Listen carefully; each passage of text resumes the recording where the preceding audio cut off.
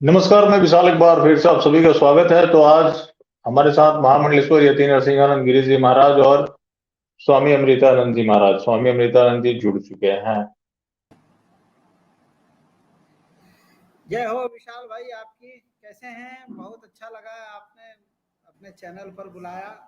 2 minute के अंदर स्वामी जी आ रहे हैं जी।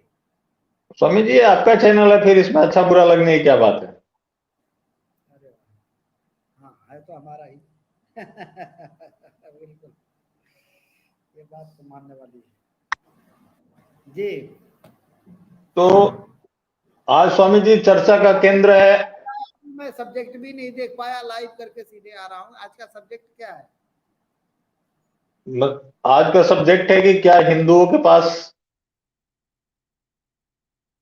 अभी स्वामी जी जुड़ जाएंगे फिर डिस्कनेक्ट होगा। तो आज हमारे चर्चा का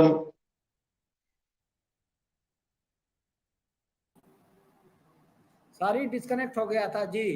आज का सब्जेक्ट क्या है?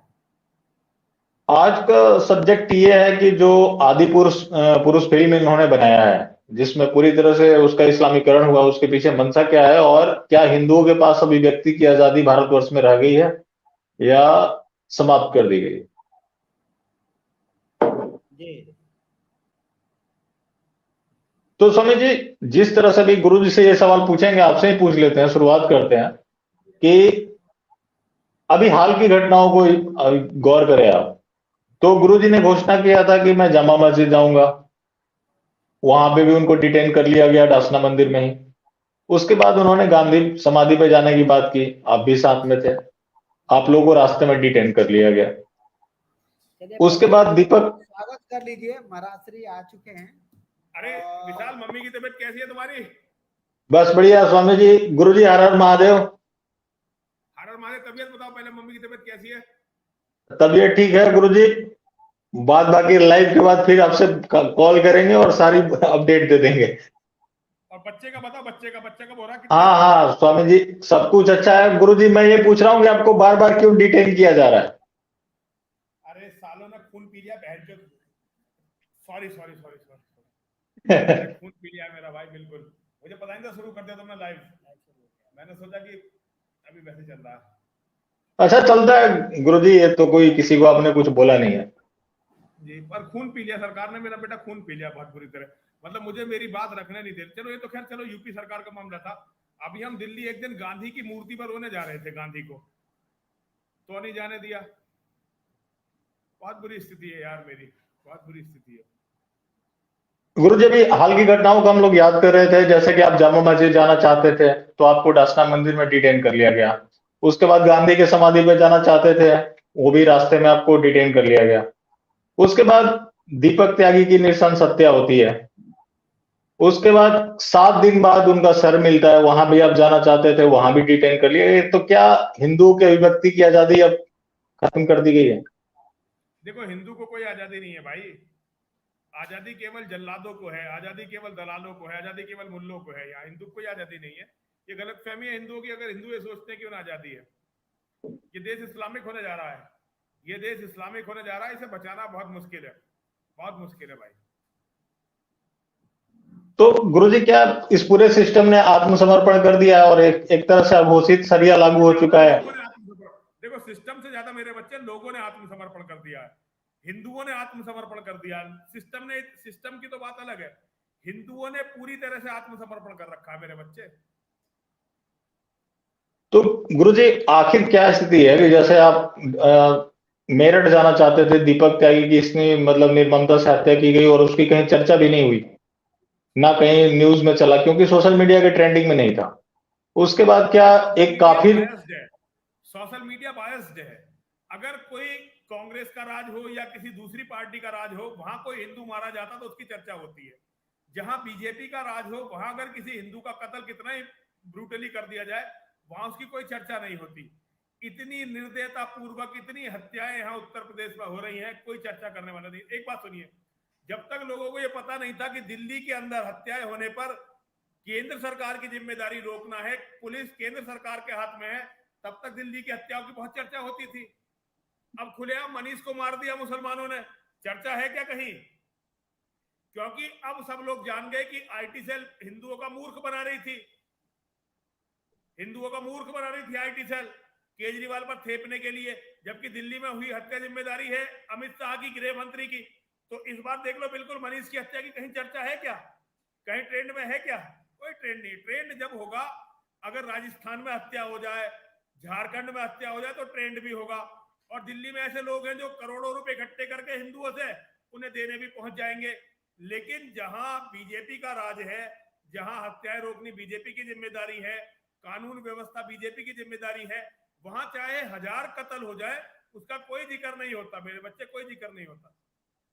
गुरुजी आज की बात करें तो जब आपने दिल्ली का जिक्र किया है तो दिल्ली के नरेला में एक 8 साल की लड़की के साथ दुष्कर्म करके और उसको पत्थर से मार के उसकी हत्या कर दी, आज की घटना है। देखो बेटा, ये और कोई नई बात नहीं है। सुनो, देखो ये कोई नई बात नहीं है। जैसे जैसे इस्लाम का जिहाद भारत में शक्तिशाली होगा, मुसलमानों की आबादी बढ़ेगी, एक 8 साल की बच्ची छोड़ो, एक दिन से लेकर 100 साल तक की जो भी बुढ़िया होगी उससे बलात्कार जरूर होगा। यही तो इस्लाम है मेरे बच्चे, इसी का नाम इस्लाम का जिहाद है। तो आज एक बॉलीवुड की अभिनेत्री है गुरुजी, ये शहनाज गिल के पिता भारतीय जनता पार्टी में जुड़े रहे। पहले तो ये बहाना था कि नुपुर शर्मा के समर्थन की वजह से गला काटे जा रहे हैं, अब उनको धमकी मिली है कि आप दिवाली नहीं देख पाएंगे। एक बीजेपी के नेता को पीएफआई ने धमकी दिया है कि भविष्य में बचने वाले मोदी योगी भी नहीं है, तुम्हारा सर कलम किया जाएगा। एक नोएडा की मोदी योगी भी नहीं बचेंगे। मोदी योगी चाहे हमसे कितनी कुछ भी करने, वो बचेंगे थोड़े ही, कभी भी नहीं बचेंगे मोदी योगी। गलतफहमी है मोदी जी की और योगी जी की, यदि वो सोचते हैं कि वो बच जाएंगे, ऐसा कुछ नहीं होने वाला। फिर आज नोएडा में गुरुजी, एक नोएडा में आज एक मामला हुआ, जैसे नुपुर शर्मा को लेकर चर्चा हो रहा था। एक इन्हीं का नेता था, युवा नेता अभिषेक सिंह राठौर, उसको ऊपर भी जानलेवा हमला किया गया जब वो रेस्टोरेंट जा रहा था। हाँ तो यार ये मतलब देखो, नुपुर शर्मा तो एक बहाना है, उन्हें हिंदुओं को मार के हिंदुओं को टेरराइज करना है, वो कर रहे हैं। नुपुर शर्मा को बहुत सीरियस मत लो।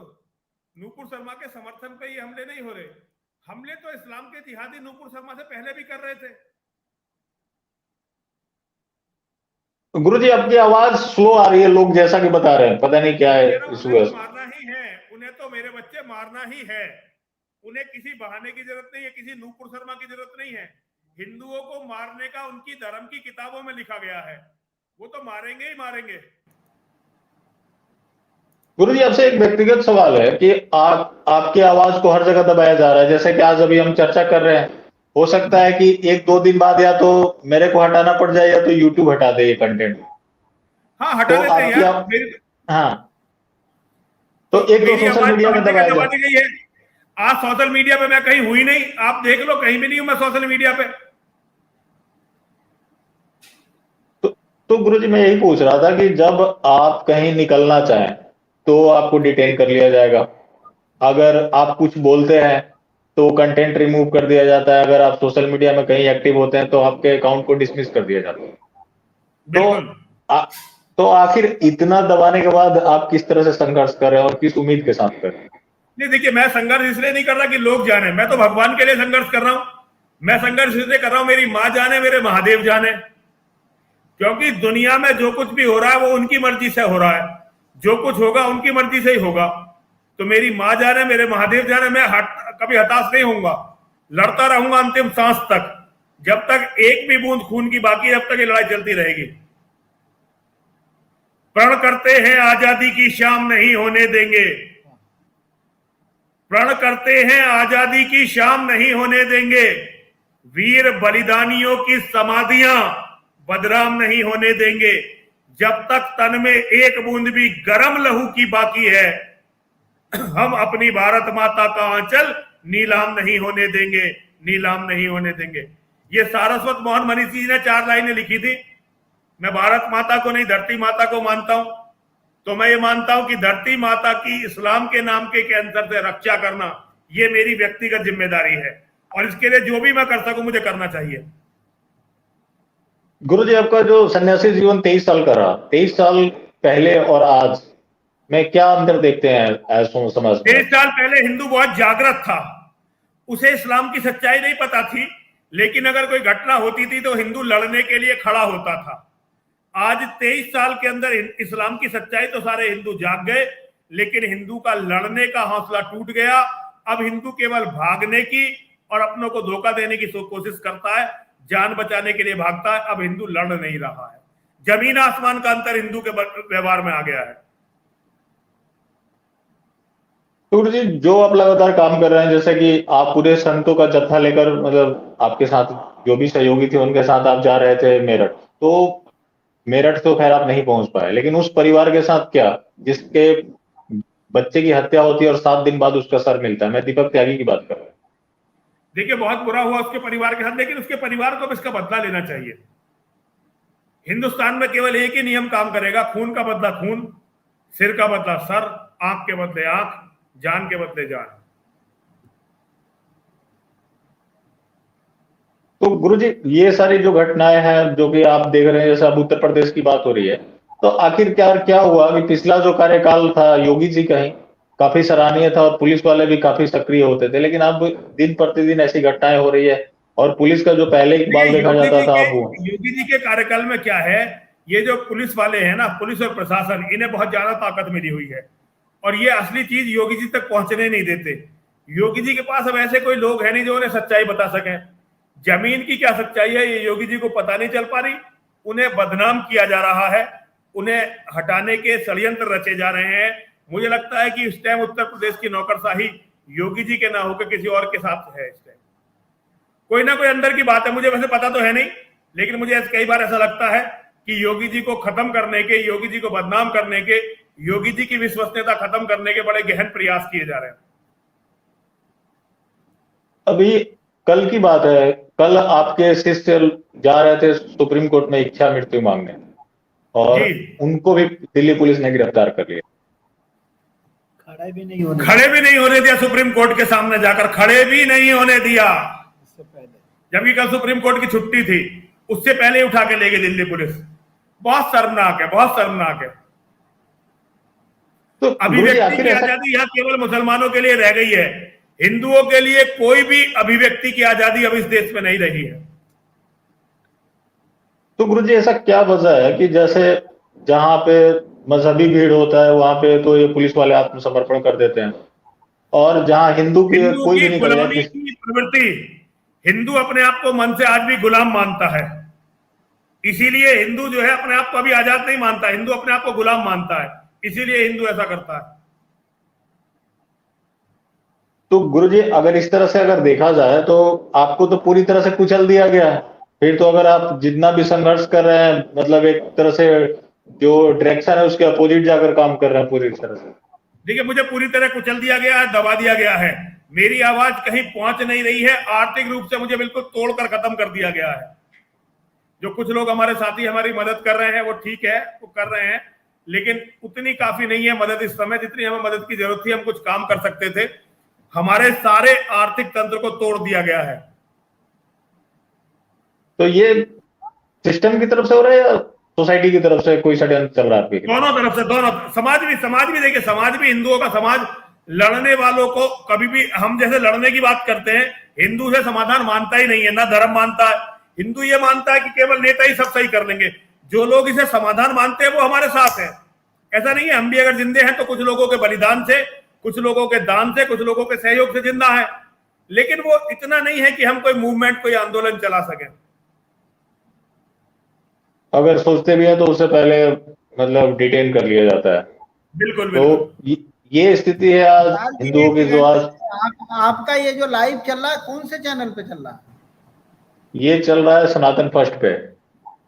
सनातन फर्स्ट पे सब लोग हमसे पूछ रहे हैं, विशाल व्यूज में अपने चैनल पे बोला ढूंढ रहे हैं, अब मैं वही ढूंढ करके देना चाह रहा हूँ तो विशाल व्यूज पे मिल नहीं रहा है, इसलिए मैं उसमें लग रहा हूँ। आपको लगा होगा जाने स्वामी जी कहाँ लग रहे हैं। आप इसे सनातन फर्स्ट पे देखिए स्वामी जी, वहां पे तो आप वहाँ जब आप जुड़ा करिए तो ये बता दिया करिए कि इस चैनल पर है। आपके 2-3 चैनल है, सब लोग कंफ्यूज हो जाते हैं।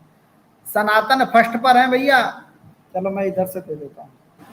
अब मैं इसमें लग रहा हूँ महाराज ये ढूंढने, विशाल व्यूज पे मिल नहीं रहा है। जी जी, आप करिए, मैं छोड़ करके एक बात देखता हूँ। अब स्वामी जी अगर फ्री हो गए तो अभी जो ये विशाल व्यूज और सनातन फर्स्ट के बीच की बात हो रही है, इसके पीछे भी वजह है कि अगर उस चैनल पे आज मैं गुरु जी का वीडियो डाल दूं तो आज ही वो चैनल खत्म कर देंगे। और बनाए रखना भी जरूरी है, जैसा गुरु जी का भी मानना है कि चैनल। ये बात मैं स्वामी जी को भी बहुत समझाता हूँ, लेकिन स्वामी जी मानते ही नहीं है। अब स्वामी जी की बात फिर मुझे माननी पड़ती है, आखिर तो मैं चेला हूं स्वामी जी का। आपकी वॉइस ब्रेक हो रही है। मैं तो भाई पूरी ताकत से बोल रहा हूं। क्या बात है? नेटवर्क ताकत के विरुद्ध है। नेटवर्क में दिक्कत होगी, नेटवर्क में कोई दिक्कत होगी। हाँ, तो गुरुजी मैं ये कह रहा था कि जैसे अभी हम बात कर रहे थे अभिव्यक्ति की आजादी की, तो अभिव्यक्ति की इतनी आजादी है कि इस अपने जो मेन चैनल है उस पर मैं गुरुजी को इनवाइट करूं तो फिर पता चलेगा कि अभी पहले के जो स्ट्राइक थे बुला के पता नहीं किस किस के चैनल उड़ गए। स्वामी जी के 2 चैनल उड़ गए, स्वामी जी के 2 चैनल मुझे बुला, 4 उड़ चुके हैं स्वामी जी के चैनल मुझे बुला के। नहीं, ये चैनल तो हमने उड़वाने के लिए ही रखा है कि जब उड़ जाए कोई बात नहीं, गुरु जी के लिए ही समर्पित है। तो मैं ये कह रहा था गुरुजी, जैसे आप लोगों से भी चर्चा हो रही थी, गुरुजी बता रहे हैं इसका जीता जागता उदाहरण आप देख सकते हैं कि अगर YouTube पे गुरुजी का वीडियो है तो कभी ना कभी स्ट्राइक आना है, और 1.5 साल पुराना भी आ सकता है और कैसे भी आ जाएगा। तो इस तरह से इनकी आवाज को दबाया जाता है। तो ऐसा नहीं है कि जो विशाल समय के साथ हमारे व्यूअर बढ़े हैं, समय के साथ हमारी सुनने वाले बढ़े हैं, लेकिन तुमने देखा होगा जब हम पहले सनातन व्यूज पे आते थे तो हमारी वीडियो कई लाख लोग देखते थे। अब केवल हमारे वहां आने से जो है तुम्हारे व्यूअर्स दबा दिए गए हैं, जबकि तुम्हारे सब्सक्राइबर पहले से बहुत बढ़ गए, लेकिन व्यूअर घटा दिए गए हैं। चलिए वो सब तो चलता रहेगा, उसके लिए हम लोग कभी भी कॉम्प्रोमाइज नहीं कर सकते हैं। व्यूअर सब्सक्राइबर ये सब, लेकिन मैं षड्यंत्रों के बारे में बता रहा हूं, हमारी आवाज कहीं तक पहुंच ना जाए, लोग हमारी बात सुन ना ले, इसलिए हर तरह से हमारी आवाज को दबाया जा रहा है। भारत में सबसे ज्यादा अगर किसी की आवाज को दबाया गया है, भारत में यदि सबसे ज्यादा किसी को दबाया गया तो वो मैं हूं। मुझे ना आंदोलन करने दिया जाता है, ना मुझे मंदिर से निकलने दिया जाता है। एक तरफ इस्लाम के जिहादी मेरा कत्ल करना चाहते हैं, एक तरफ जो वामपंथी हैं वो मुझे मारना चाहते हैं, हमारी भारतीय जनता पार्टी की सरकार और इनके लोग मुझे मारना चाहते हैं, और यूट्यूब पर सोशल मीडिया मेरे खिलाफ है। तो भारत में मैं सबसे ज्यादा घृणित व्यक्तित्व हूं, ऐसा व्यक्तित्व जिससे सबसे ज्यादा लोग घृणा करते हैं। एक बात और अमेंडमेंट कर देता हूं, पूरी दुनिया में अगर स्वामी जी जिस दिन हटा दिए जाएंगे या स्वामी जी के फॉलोअर्स दबा दिए जाएंगे तो पूरी दुनिया में शांति हो जाएगी। यूक्रेन में जो बम गिराए जा रहे हैं स्वामी जी की वजह से, अफगानिस्तान में जो स्कूल में बम ब्लास्ट हुआ है और सब 50 से ज्यादा महिलाएं मार दी गई, 100 से ज्यादा स्वामी, 100 से ज्यादा। और स्वामी जी वो जो वहां पे पठान के जो सच्चे पठान, मतलब अफगानिस्तान के जो सच्चे मुसलमान हैं, अपनी खुद की भतीजियों से, अपनी खुद की पोतियों से बलात्कार कर रहे हैं, वो मेरे कारण कर रहे हैं। अब बताओ, अब ये सब चीजें। एक चीज मैं भी ऐड कर देता हूँ, आप लोगों ने बोल लिया, मैं भी ऐड कर देता हूँ। काश आज से 1400 साल पहले आप होते तो शायद ये सारी घटनाएं उसी समय खत्म हो गई होती। हाँ, मैं ये बिल्कुल मैं जब महसूस करता हूँ। और विशाल कोई बहुत बड़ी बात नहीं है कि मैं आज से 1400 साल पहले भी रहा हूँ, मैं तो सनातनी हूँ। मैं ध्यान नहीं लगाता, वरना मुझे कई बार आभास होता है कि ये मेरा पहला जन्म नहीं है, और हम स्वामी जी हम कोई पहले जन्म के साथी नहीं है। हम इससे पहले भी लड़ते आए हैं, मरते आए हैं, फिर हमारे जन्म हुए हैं, हम फिर लड़े हैं, फिर मरे हैं, और फिर हमारे जन्म हुए हैं। अब भी हम लड़ रहे हैं हर तरह से, और फिर मारे जाएंगे, फिर जन्म लेंगे, लेकिन एक दिन इस गंदगी को खत्म करके मानेंगे। इस गंदगी को खत्म करे बिना हमारा मोक्ष नहीं होगा, हमें स्वर्ग नहीं मिलेगा, हमें जन्म पर जन्म लेने ही पड़ेंगे। गुरुजी ये खैर तो चलता रहेगा। दूसरी बात यह है कि अब थोड़ा सा जो हमने जो चर्चा रखा था आदि पुरुष के ऊपर, तो उसमें हनुमान जी को मौलाना टाइप में दिखाया गया। जो रावण है सैफ अली खान, वो ऐसा लग रहा है कि वो बाबर और खिल्जी टाइप में उसको दिखाया गया। तो क्या ऐसा नहीं लग रहा आपको कि पहले ये बीमारी केवल हिंदी सिनेमा में थी, लेकिन अब मुझे लगता है कि ये साउथ वालों में भी आ गई है बीमारी, और वो भी अपने आप को हिंदू विरोधी दिखाना चाहते हैं, मुस्लिम परस्त दिखाना चाहते हैं। रावण की तुलना, रावण जैसे महाज्ञानी, हनुमान जी की तो छोड़ ही दीजिए, हनुमान जी की तो छोड़ ही दीजिए। देखिए, मैं ये बात अक्सर कहता रहा हूं और ये बात बिल्कुल सत्य मानिए, रावण कितना ही बुरा हो सकता है, कितना ही दुष्ट हो सकता है, ये सत्य है कि उसने हमारी जगत जननी मां जगदंबा का अपहरण भी किया था, लेकिन उसकी तुलना मोहम्मद से या किसी भी मोहम्मद के मानने वाले से नहीं की जा सकती। वो अलग, वो इतने गंदे हैं वो लोग कि हमारे, देखिए कई बार तो हमारे लोग हैं, वो जो आरएसएस के लोग हैं, वो इमामे हिंद बोलते हैं भगवान राम को। इमामे हिंद का मतलब है जो मोहम्मद का अनुयायी, मोहम्मद का चाकर, मोहम्मद का चाकर, नौकर चाकर और मोहम्मद का फॉलोवर हो, उसे बताते हैं अल्लाह का पूजा करने वाला, अल्लाह की, मतलब वही मोहम्मद, स्वामी जी अल्लाह तो पता नहीं कौन है, अल्लाह तो हमारे शिव का नाम था, लेकिन मोहम्मद की मानने वाला हो और मोहम्मद के लिए वो सारे हिंदुस्तान को जीतेगा, उसे कहते हैं इमामे हिंद। जितना इस्लाम की सच्चाई है उसके हिसाब से बता रहा हूं, लेकिन मेरा कहना यह है कि मोहम्मद का चाकर भगवान को बताना, इससे बड़ा तो पाप हो ही नहीं सकता। राम की, कृष्ण की, बाबा परशुराम की तुलना तो मोहम्मद से छोड़ ही दो। अगर मोहम्मद से रावण, कंस और दुर्योधन की तुलना होती है तो भी ये हमारे सनातन धर्म का अपमान है। मोहम्मद से यदि कंस, दुर्योधन या रावण की तुलना होती है, वो भी हमारे सनातन धर्म का अपमान है। हमारा बुरे से बुरा व्यक्तित्व उनके सबसे अच्छे व्यक्तित्व से भी लाखों गुना अच्छा है। मतलब बुराई का पैमाना जो इस दुनिया में इस्लाम ने स्थापित किया है, सनातन के मानने वाले कभी भी उस पैमाने को छू ही नहीं सकते। तो गुरुजी, मैं आपसे ये पूछना चाह रहा था कि जो मतलब इनका षड्यंत्र चल रहा है, क्या ऐसा नहीं है कि ये लोग भविष्य को लेकर ऐसी फिल्में बना रहे हैं ताकि कभी एक ऐसा समय आया आज से 50 साल बाद जो बता दे कि रामायण भी इस्लाम का ही हिस्सा था और ये सारी फोटो बिल्कुल सारी, बिल्कुल क्योंकि फिल्म बिल्कुल ये हो सकता है, ये कोई बहुत बड़ी बात नहीं है। एक बहुत बड़ी बात नहीं, एक कवि है, उसका नाम नहीं लूंगा क्योंकि उसका नाम लेते चैनल उड़ जाते हैं, उसका बहुत बड़ा नेटवर्क है। उसने भगवान राम के बारे में ऐसी घटनाएं, गंदी घटना एक बताई थी, और उसका जब हमने विरोध किया तो कई लोगों के चैनल ही खत्म करवा दिए थे उसने। मैं भी भुगत चुका हूं दो बार गुरुजी, क्योंकि 2 बार उसने वीडियो डिलीट करवाए थे। जी जी जी जी, तो वो एक बहुत बड़ा कवि है और आजकल बड़ा धार्मिक प्रचारक बन रहा है, और वो है मुसलमानों का आदमी। मुसलमानों से पैसे लेकर वो बोलता है हिंदुओं को कमजोर करने के लिए, हिंदुओं को बर्बाद करने के लिए। दुबई बहुत आना जाना है उसका, मुसलमानों में उसकी बहुत दोस्ती है। मुसलमानों के जो शायर वायर हैं उनसे बड़ा उसके प्रगाढ़ संबंध है। तो ऐसे लोग हिंदू धर्म को बर्बाद करने के लिए नई नई चीजें कर रहे हैं ताकि कल को बताया जा सके। अब जैसे ये कहते हैं कि हमारा इस्लाम तो बहुत पुराना है, 1400 साल की ये कूड़ा गंदगी, और ये कहते हैं कि राम का बाप है अल्लाह, मतलब अल्लाह राम का भी बाप। अबे तुम्हारी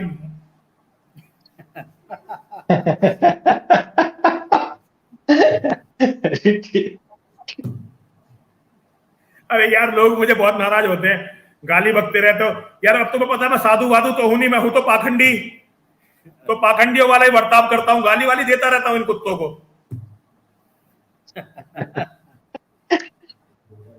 तो गुरुजी, ये अब जो आदि पुरुष की टीम है, तो ये तो भविष्य में हो सकता है कि ये बताया जाए कि ये भी मजहब का हिस्सा था रामायण, क्योंकि मजहब में एक चीज तो है कि हर चीज चोरी का ही, कोई भी चीज उठा के ले ले, चाहे वो भाषा हो या फिर बड़े बड़े स्ट्रक्चर हो, हर कुछ चोरी का है। लेकिन यहाँ पे चोरी का विशुद्ध चोरों का, एक डकैतों का, लूट मार करने वालों का, बलात्कारियों का, औरतों के दलालों का, औरतों के सौदागरों का मजहब है ये।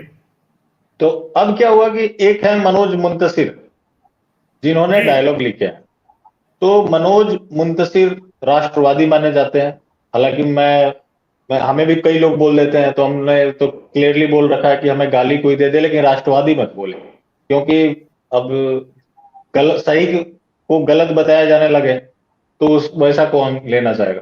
तो मनोज मुंतशिर जो है इसको डिफेंड कर रहे हैं कि हर युग में रावण का कैरेक्टर अलग अलग रहा है, क्योंकि उन्होंने डायलॉग लिखा है और बड़ी बड़ी भक्ति की बात करते हैं और बड़े वाले राष्ट्रवादी। देखिए, राष्ट्रवादी हमेशा जो है धर्म को धोखा देते हैं। राष्ट्रवादियों को हम पिछले 100 साल के अगर राष्ट्रवाद का इतिहास उठा लो तो ये राष्ट्रवादी हमेशा धर्म के गद्दार रहे हैं, धर्म के धोखेबाज। जो राष्ट्रवादी बनेगा कल को धर्म को धोखा देगा। ये पता नहीं हिंदुओं को क्या खुजली है, कोई मनोज मुंतजिर से जाके पूछे कि क्या वो मोहम्मद को हर युग हर डिकेड का अलग मोहम्मद बना सकता है? यही बात मैं भाई जो रावण है, रावण से हजारों लाखों गुना गंदा कैरेक्टर मोहम्मद का है, हजारों लाखों गुना गंदा कैरेक्टर मोहम्मद का है। क्या वो नया मोहम्मद पैदा कर सकता है, नया मोहम्मद बना सकता है? उसकी गर्दन कल कलम कर देंगे, कल बंबई में उसका सिर अलग मिलेगा, धड़ अलग मिलेगा। देखिए, इसमें मैं भी थोड़ा सा कुछ जोड़ता हूं कि देखिए रावण है, रावण एक ही है। जब हम रावण कहेंगे तो रावण का कैरेक्टर बदल क्यों रहे हो? क्यों, क्या बदलने की जरूरत पड़ रही है? रावण का देखिए एक छोटी बात मैं कहकर फिर आपको, और रावण को हम केवल इसलिए याद नहीं करते कि वो खलनायक है, रावण संहिता को भी हम याद रखिए, रावण संहिता को भी याद रखिए, और शिव तांडव स्तोत्र को भी याद रखिए। रावण की रचनाएं यहाँ कविता के रूप में भी और मंत्रों के रूप में भी बहुत प्रचलित है सनातन धर्म में। तो रावण का ये सही है कि हमने रावण को बुराई का प्रतीक माना है, लेकिन रावण तब तक बुराई का प्रतीक है जब तक दुनिया ने इस्लाम को नहीं देखा था। अब दुनिया ने इस्लाम देख लिया है, तो मैं तो ये कहना चाहता हूं कि रावण को जलाने का भी कोई औचित्य नहीं है। अब तो रावण और कुंभकर्ण के पुतले जलाने का भी कोई औचित्य नहीं है। अलाउद्दीन खिलजी, मोहम्मद गौरी, महमूद गजनबी, मोहम्मद बिन कासिम, इनके इस्लाम के खलीफा मोहम्मद, अब तो इन पर सोचना चाहिए कि इनके बारे में क्या करना है। अब रावण को जलाना प्रासंगिक नहीं है, रावण को जलाने की जरूरत नहीं है। देखिए एक बात और कह रहा हूं मैं, थोड़ा सा आप समझिए, मैं थोड़ा सा अपने बिल्कुल बिल्कुल रावण जो है, रावण एक हमारा रेखा है कि इस रावण अगर सीता जी को अपहरण भी खाली कर लिया तो हम उसके वंश को मिटा देंगे। ये हमारा कैरेक्टर था। ये भगवान राम जो मर्यादा पुरुषोत्तम परम शांत स्वभाव दुनिया का उपकार करने के लिए आए थे, केवल उपकार किए। जो अपने छोटे भाइयों से हार करके भी उनकी मर्यादा स्थापित करते थे, उन्होंने कहा कि अगर सीता की तरफ तू देख भी लेगा तो तेरा वंश मिट जाएगा। ये हमारी गाइडलाइन है। लेकिन सही कह रहे हैं स्वामी जी, सही करेगा, अगर मोहम्मद के कैरेक्टर से या किसी के भी कैरेक्टर से रावण की तुलना, रावण एक ही हो सकता है, रावण 10-20 नहीं है, रावण 100-50 नहीं है, मोहम्मद खिलजी एक ही है, मोहम्मद एक ही है, मोहम्मद गोरी एक ही है, अकबर एक ही है। सबको एक थोड़े बनाया जा सकता है। ये इन सबों के चरित्र, ये सब मोहम्मद से प्रेरित थे, अपने अपने ढंग से जुल्म किए। मोहम्मद गोरी अपने ढंग से किया, गजनवी अपने ढंग से किया, सिकंदर अपने ढंग से किया। लेकिन स्वामी सुनिए, एक इसमें बात है, उनके जुल्मों की, उन्होंने जो अत्याचार किए, रावण के अत्याचारों से उनकी तुलना नहीं हो सकती। मैं वही तो कह रहा हूं महाराज जी, मैं वही कह रहा हूं कि आप देखिए, अगर सबको सिकंदर थोड़े कह देंगे, सबको गजनवी थोड़े कह देंगे, सबको अकबर थोड़े कह देंगे, सबको मोहम्मद थोड़े कह देंगे, हर बलात्कारियों को रावण थोड़े कह देंगे। रावण ने किसका बलात्कार किया बताइए जरा हमको, एक नाम लेकर के आइए। ये बलात्कारी कैसे रावण हो सकते हैं? देखिए इस तरह से तो जो उसमें दिखाया गया है उसके पीछे एक साजिश है, क्योंकि बहुत से ऐसे मिथक हैं जो फिल्मों के आधार पर चल रही है। बहुत से ऐसी हिस्ट्री की बात करें तो कुछ कुछ ऐसी फिल्में बनाई गई, इस तरह से परोस दी गई कि लोगों ने उसको सच मान लिया। तो ये हो सकता है कि इनके भविष्य का प्लान है। एक बात और कह दूंगा, फिर आप स्वामी जी से ही चर्चा करें। एक बात और कह दूंगा कि 2-4 कविता लिख लेने से सारे शास्त्र के ज्ञाता नहीं बन जाते हैं। आकर के बड़ी बड़ी बातें कर देता है, झनकार करके बोलता है, मूर्ख हिंदू उसके पीछे दौड़ते हैं। अब मनोज मुंतशिर, अरे जो अपना नाम शुद्ध नहीं रख पाया, इतना ज्ञानी है कि जो अपने नाम में भी उर्दू घुसाना पड़ा अपने आप को फेमस होने के लिए, वो सारे चीज का ज्ञाता कैसे हो सकता है? उसको कुछ सीखने की जरूरत है। शास्त्र कहता है श्रुति स्मृति पुराण आदि हरि भक्ति विधि बिना। एकांत की हरि भक्ति उत्पात ही वे करती है। ये मनमानी पना केवल उत्पात पैदा करती है, और सब उत्पात पैदा कर रहे हैं। मनोज मुंतशिर का नाम है, उसका पता नहीं क्या है, मुंतशिर क्या लगाया है, इसका क्या मतलब होता है वही जानता होगा। उसको अपने सनातन संस्कृति में से मनोज के आगे शुद्ध नाम शुद्ध सांस्कृतिक वर्ड नहीं मिला। वो हमारे शास्त्रों के बारे में बताएगा, वो हम उसके ज्ञान से हम चलेंगे, हमारे बच्चों को भ्रमित करेगा। रावण एक कैरेक्टर था, रावण एक वो कैरेक्टर था जो केवल त्रेता युग में आया और वो सीता जी का अपहरण किया भगवान राम जी के समय में, और उसके वंश को मिटा दिया गया, बस वहीं तक है। उसके बाद पाप की पराकाष्ठा में 1400 साल पहले एक व्यक्ति आया जो पाप की पराकाष्ठा पार कर दिया और आज तक करवा रहा है, बेवजह लोगों को मरवा रहा है, बेवजह बहनों बेटियों की बलात्कार करवा रहा है। उससे रावण की तुलना कैसे हो जाएगी? जब आपने राम जी का जिक्र किया है, तो आदि पुरुष की टीम ने अयोध्या विजिट किया, तो जो विग्रह है जिसमें राम जी और उनके तीनों भाई हैं, जहां फोटोग्राफी नहीं कर सकते आप, लेकिन आदि पुरुष की टीम ने वहां पे फोटो लिया और मीडिया में सर्कुलेट भी किया, और ये सब कुछ हो पाया आरएसएस की मदद से। तो इसलिए स्वामी जी अभी आपका जाना ठीक नहीं है, क्योंकि आपका फेवरेट टॉपिक अब आया। नहीं, वो मैं आपको बता देता हूं, अगर यही है तो मैं ये वेश्या केवल पैसे पे बिकती है, फ्री में नहीं। हाँ सही बात है, सही बात है, वैसे पैसे बिकती है। अब जो बिका हमको पता है, हम गए थे, हमको वीडियो बनाना पड़ा अयोध्या में, सारे आदमियों को जाना दे रहा था। मैं वो आदमी था जो मेरे पीछे लाशें बिछाई जा रही थी, आगे पीछे चारों तरफ मेरे लाशें पड़ी थी। उस दिन था, मैं वहां गया, मेरे को गुस्सा करना पड़ा। मेरी चेकिंग चल रही थी, जाने क्या ये 2 कपड़े में से क्या निकालना चाह रहे थे वो। अंत में मेरे को कहना पड़ा कि लंगोटी वोटी खोल करके नंगे हो जाता हूं, कुछ और चेक करना है तो कर ले। क्या चेक करना है पता नहीं, मेरे अंदर कौन सा कुछ क्या देख रहे थे। फिर मेरे को वीडियो बना करके उनके बारे में डालना पड़ा। तब सब आए, सब हम तो बोल रहे ऐसा क्या हो गया महाराज जी? क्या हो क्या गया? तुम लोग भड़ुआगिरी में फंसे हुए हो, साधुओं को कुचला जा रहे हैं और तुम पूछ रहे हो क्या हो गया? हम पर पैसा थोड़े था, वेश्याओं को पैसा चाहिए, वो पैसे पर धर्म भी बेच देते हैं। पैसे पर वो आकर के कल मोहन भागवत बोल देता है कि हम धार्मिक संगठन नहीं है, अधार्मिक संगठन है। वो पूरे संगठन को अधार्मिक बना दिया, धार्मिक नहीं कह करके। ऐसे लोगों को क्या कहोगे विशाल जी? अरे इनकी चर्चा करना ही बेकार है यार विशाल, हम तो इनकी चर्चा भी नहीं करते। गुरुजी वो बात ठीक है, लेकिन वो तो फिल्म से जुड़ा हुआ था इसलिए पूछ लिए। लेकिन आज एक ट्रेंड गुरुजी आप कुछ समय से देख रहे होंगे, पहले एक जायरा वसीम होती थी, जायरा वसीम के बाद सना खान, एक और भोजपुरी कोई एक्ट्रेस है, मुस्लिम एक्ट्रेस है, उसके बाद एक पाकिस्तान का सिंगर है, उसका नाम कोई कुरैशी करके है। अब ऐसा क्या हो रहा है कि फिल्मों में जा रहे हैं और अचानक से इनको ध्यान आता है कि अब हमें मजहब की तरफ लौटना है, अल्लाह के बताए रास्ते पे चलना है। और चूहे खाए के बिल्ली हज को चली, ये वो बिल्लियां हैं जिन्होंने पूरी गंदगी की, अब ये हज करने जा रही हैं। तो करने तो इन्हें हज करने दो यार, क्या तुम्हें क्या, इनका सारा मजा चूस लिया पब्लिक ने, इनके बाद जो भी था इन्होंने सब बांट दिया। अब ये गंदी बात है सन्यासी को करनी नहीं चाहिए, लेकिन यार ये इनके बारे में बात ही मत करो। ये वेश्याएं हैं, क्या बात करो।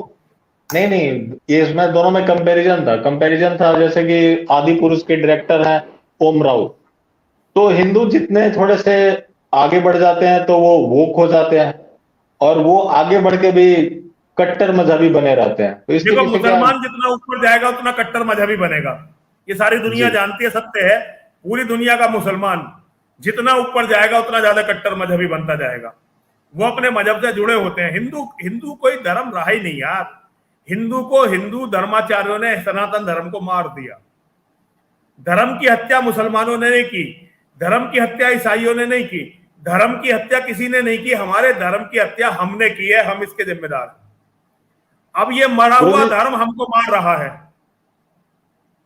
धर्म एवं हतो हंति धर्मो रक्षति रक्षिता। अपने रक्षक की धर्म स्वयं रक्षा करता है, और अरक्षित धर्म मार देता है। आरक्षित धर्म की हत्या हो जाती है, और जब धर्म की हत्या हो जाती है तो वो मार देता है धर्म के मानने वालों को। अगर धर्म मरा तो वो अपने मानने वालों को मार देगा। ये सनातन धर्म के साथ हो रहा है।